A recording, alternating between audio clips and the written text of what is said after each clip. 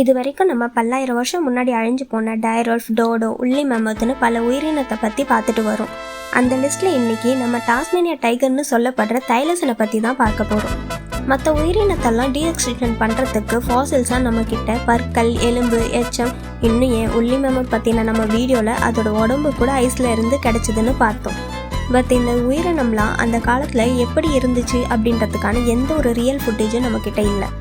But Tasmania டைகரோட real video இருக்குது. அது எப்படின்னு தெரிஞ்சுக்கிறதுக்கு முன்னாடி தைலசன்னா என்ன, அது எப்படி வாழ்ந்து அழிஞ்சு போச்சுன்னு தெளிவாக பார்க்கலாம் வாங்க. This is AZ Discovery.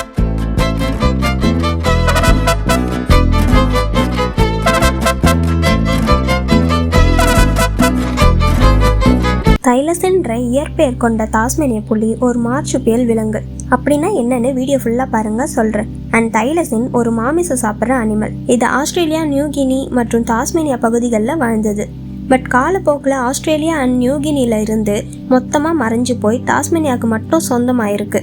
அதுக்கான ரீசனும் வீடியோ எண்டில் பார்க்கலாம். தைலசனோட உடம்பு ஃப்ரண்ட் பகுதி பார்க்க நாய் மாதிரியும் பேக் சைட் புலிக்கு இருக்கிற மாதிரி கருப்பு கோடுங்களும் இருந்திருக்கு. இதனாலேயே இதை டாஸ்மேனியா புலின்னு சொன்னாங்க. பட் இது அதிகமாக கங்காருக்கு சிமிலராக தான் இருக்கும். உடம்போட ஒட்டி இருக்க நீண்ட வால் இருக்கும். ஸோ அதை யூஸ் பண்ணி சம்டைம்ஸ் செங்குத்தாக உட்காரவும் செய்யும். அண்ட் அதோட வாய் இறைகளை நல்லா வேகமாக பிடிச்சி சாப்பிட்றதுக்கான ஏற்ற மாதிரி இருக்கும். பெருசாக கூர்மையான பல்லும் வச்சு நல்லா 80 டிகிரி வரைக்கும் ஓப்பன் பண்ணுற அளவுக்கு அதோட வாய் அமைஞ்சிருக்கு. இது ஒரு மார்சுபியல் விலங்குன்னு சொன்னேன். அப்படின்னா கங்காருக்கெல்லாம் குட்டிங்களை கேரி பண்ண ஒரு பேக் இருக்கும்ல, அந்த மாதிரி பவுச் வச்சிருக்க அனிமல்ஸை தான் மார்சுபியல் விலங்குன்னு சொல்லுவாங்க.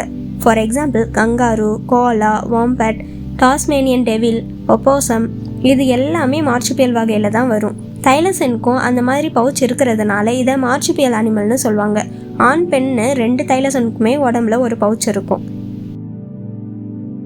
கங்காருக்குலாம் இந்த பவுச் 2 காலில் நிற்கும் போது அதுக்கு ஃப்ரண்ட்டில் குட்டிங்களை கேரி பண்ணுற மாதிரி அமைஞ்சிருக்கும். பட் இந்த தைலசின்லாம் 4 காலில் நடக்கும். ஸோ அதுக்கு அடிப்பகுதியில் பின்பக்கம் பார்த்த மாதிரி இந்த பவுச் இருக்கும். ஏன்னா டஸ்ட்டு படாமல் இருக்கணுன்றதுக்காக அப்படி அமைஞ்சிருக்கு. பெண் தைலசின்லாம் தன்னோட குட்டிங்களை பாதுகாப்பாக வச்சு வளர்க்க இந்த பவுச்சை யூஸ் பண்ணும். குட்டி பிறந்து 3 மாதம் வரைக்கும் அதில் தான் வச்சு பால் ஊட்டி வளர்க்கும். அண்ட் மேல் தைலசின் தன்னோட உறுப்பை பாதுகாக்க பயன்படுத்தும். பிறந்த குட்டியோட சைஸ் பார்த்தா ஒரு சின்ன கோழி குண்டு அளவில் தான் இருக்கும். ஸோ ஃபீமேல் தைலசின் தன்னோட பவுச்சில் 4 குட்டிங்க வரைக்கும் வச்சு பார்த்துக்கும்.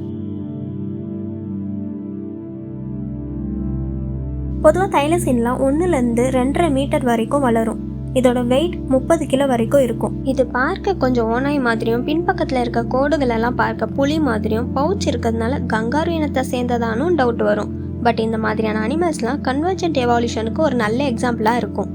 கன்வர்ஜென்ட் எவால்யூஷன்னா என்னன்னா, வேறு வேறு வகையை சேர்ந்த உயிரினம் ஒரே மாதிரியான அட்மாஸ்பியருக்கு தகுந்த மாதிரி எவால்வ் ஆகி ஒரே மாதிரியான தோற்றமோ இல்லை பண்பையோ கொண்டு இருக்கிறது தான் convergent evaluation. For example fish and dolphin ரெண்டுமே தண்ணியில் வாழுற ஒரு உயிரினம் தான். ரெண்டுத்துக்குமே ஸ்ட்ரீம்லைன் ஆன உடல் அமைப்பு இருக்குது. ஆனால் மீன்கள்லாம் ஒரு வகை கெட்டி முதுகெலும்புடையதுன்னு சொல்லுவாங்க. அதுவே டால்ஃபின்லாம் பார்த்தா ஒரு பாலூட்டி. ஸோ ஒரே இடத்துல ஒரே பண்போட வாழ்ந்தாலும் அதுக்கு முன்னோடி வேற வேற தான். இதுதான் கன்வர்ஜென்ட் எவால்யூஷன்னு சொல்லுவாங்க. தைலசன் வேட்டையாடுறதுல அப்படியே ஓனாயோட ஃபார்முலாவை தான் ஃபாலோ பண்ணும். தன்னோட இறையை பார்த்ததும் பின்னாடியே தோத்திட்டு போகும். தென் அந்த இறை டயர்ட் ஆனதும் பாஞ்சு பிடிச்சி சாப்பிடும். இதுக்கு மோப்ப சக்தி நாய்களை விட ஜாஸ்தி. இந்த தைலசின் நைட் டைமில் தான் அதிகமாக வேட்டையாடும். இது முக்கியமாக இறைச்சி தான் சாப்பிடும். லைக் கங்காரு, பன்றி, அப்புறம் சின்ன விலங்கு, பறவைகளெல்லாம் உணவாக சாப்பிட்ருக்கு. தைலசின்லாம் ஆஸ்திரேலியாவோட எக்காலஜிக்கல் பேலன்ஸ், அதாவது சுற்றுச்சூழல் சமநிலைக்கு ரொம்பவே ஹெல்ப்ஃபுல்லாக இருந்திருக்கு.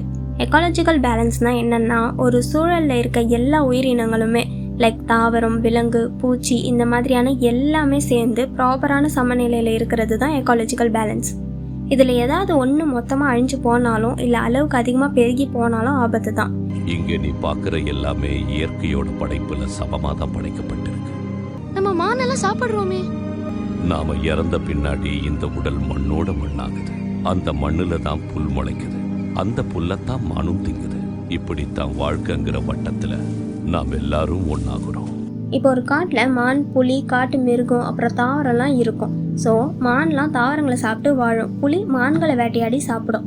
இதனால மான்களோட எண்ணிக்கை கட்டுப்படுத்தப்பட்ட நிலையில இருக்கும். அதே நேரத்தில் தாவரங்களுமே அதிகமாக வெட்டப்படாமல் வளருற வாய்ப்பு கிடைக்கும். இதுவே புலிகள் இல்லாமல் போனால் மான்களோட எண்ணிக்கை அதிகமாகி தாவரங்களெல்லாம் முழுசாக அழிக்க வாய்ப்பு இருக்குது. அதுக்கப்புறம் மான்களுக்கே சாப்பிட உணவு இல்லாமல் அதுங்கெல்லாம் அழிகிறதுக்கு வாய்ப்பு அதிகம். ஸோ இது இயற்கை சமநிலையை கெடுக்கக்கூடியது. இது மாதிரி பேலன்ஸாக இருக்கிறதுக்கு தான் எக்காலஜிக்கல் பேலன்ஸ்னு சொல்லுவாங்க. இயற்கையோட ஒவ்வொரு உறுப்புமே ஒன்றோட ஒன்று தொடர்புடையது. ஏதாவது ஒன்றில் ஏற்படுற மாற்றம் மற்ற எல்லாத்துலேயுமே பாதிப்பை ஏற்படுத்தும். ஸோ பசுமை சமநிலை, அதாவது எக்காலஜிக்கல் பேலன்ஸ் ரொம்ப முக்கியமானது. இப்படி ஆகாமல் இருக்க தைலசின்லாம் சின்ன சின்ன அனிமல்ஸை சாப்பிட்டு ப்ராப்பரான சமநிலையில் வச்சு இருந்துச்சு. பட் தைலசின்லாம் அழிஞ்சதுக்கு அப்புறம் அந்த அனிமல்ஸ்லாம் அதிகமாக பெருகி சமநிலை பாதிக்கப்பட்டுச்சு. தைலசின் அழிஞ்சதுக்கு முக்கிய காரணம் நம்ம மனிதர்கள் தான். நம்ம டோடோ ஸ்டோரியில் எப்படி மனுஷங்க மொரிஷியஸ்க்கு வந்த அப்புறம் வேட்டையாடியும் மற்ற அனிமல்ஸ் எல்லாம் வச்சு டோடோ இனத்தை முழுசாக அழிச்சாங்களோ, அது மாதிரி இந்த டாஸ்மேனியாவுக்கு வந்த ஐரோப்பியர்கள் தைலசனோட வாழிடங்களெல்லாம் அழிச்சாங்க. டோடோ பற்றின ப்ரீஃபான வீடியோ நம்ம சேனலில் இருக்குது, பார்க்காதவங்க பாருங்கள். இப்போ தைலசனை பற்றி பார்ப்போம். ஏன் மனுஷங்க இந்த தைலசினை அழிச்சாங்கன்னா, தைலசின் ஒரு ஆபத்தான மிருகம்னோ அது ஆடு மாடுங்களெல்லாம் வேட்டையாடி கொன்று பயிர் வளர்ப்பையும் சேதப்படுத்திச்சுன்னு ரூமர்ஸ் பரவிச்சு. அது அங்கே இருக்க பீப்புள்ஸும் நம்பினாங்க. இந்த மாதிரி அனிமல்ஸ் எல்லாம் கொல்றதுனால தீங்கு தரும்னு நம்பப்பட்டுச்சு. இதனால டாஸ்மேனியா அரசாங்கம் ஒரு அறிவிப்பை வெளியிடுறாங்க. அதில் தைலசினை கொல்றவங்களுக்கெல்லாம் பவுண்டின்ற பரிசு தொகையை தரதா அறிவிச்சாங்க. சும்மாவே வேட்டையாடி கொண்டுட்டு இருந்த நம்ம பழங்கால மக்கள் பரிசு தராங்கன்னு சொன்னதுமே அதிகமாக கொல்ல ஆரம்பிச்சாங்க. ஸோ டாஸ்மேனியா டைகர்ஸ் அதிக அளவில் வேட்டையாடப்படுது. இதனால அதோட எண்ணிக்கை கொஞ்சம் கொஞ்சமாக குறைய ஆரம்பிக்குது. 1888 இருந்து 1909 வரைக்குமே 2000க்கும் மேற்பட்ட தைலசன்களை வேட்டையாடப்பட்டதாக குறிப்பிட்டிருக்காங்க. இப்படி மனுஷங்களால் மட்டுமே கொல்லப்பட்டு மொத்த இனமும் அழிஞ்சு போச்சான்னு கேட்டால் இல்லை.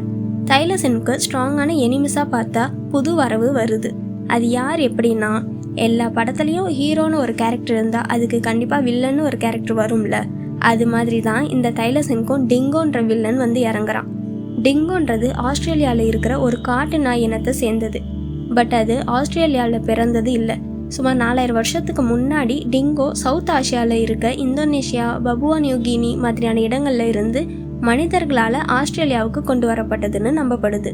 தைலசின் அண்ட் டிங்கோ ரெண்டுமே வேட்டையாடுற விலங்குங்க. ஸோ தைலசின் வேட்டையாடுற சின்ன சின்ன அனிமல்ஸ் எல்லாம் டிங்கோ வேட்டையாட ஆரம்பிச்சிச்சு.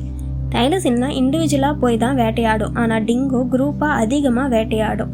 இதனால தைலசினுக்கு உணவுக்கான போட்டி அதிகமாகுது. மேல் தைலசின்லாம் உருவத்தில் ஃபீமேல்ஸை விட கொஞ்சம் பெருசாக இருக்கும். ஸோ அதுங்க டிங்கோ கூட கொஞ்சம் தாக்கு பிடிக்குது.